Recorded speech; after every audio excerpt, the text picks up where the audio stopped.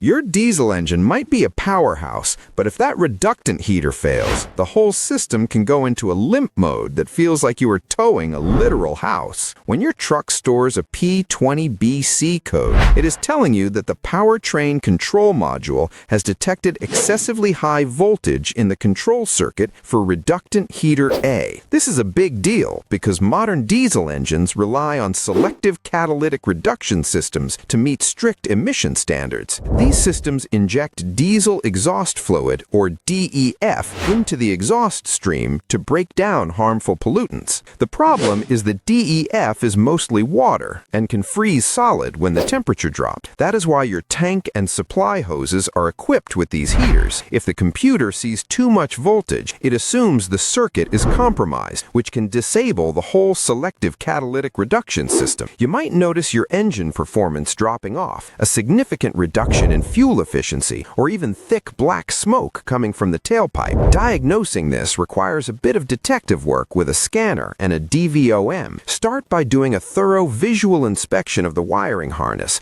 because these wires are often exposed to the elements and can easily get burnt or frayed. If you're lucky, it might just be a loose connector or a bad fuse. If you're testing this in the middle of a hot summer and the code pops up, there's a very high chance you're looking at a programming error or a glitch in the control module rather than a physical heater failure. However, if the heater element itself has failed its resistance test, you will need to replace the unit inside the DEF reservoir. Remember that ignoring this can lead to permanent damage to your expensive catalyst system, so it is better to dive in and fix it now before a small electrical problem turns into a massive repair bill.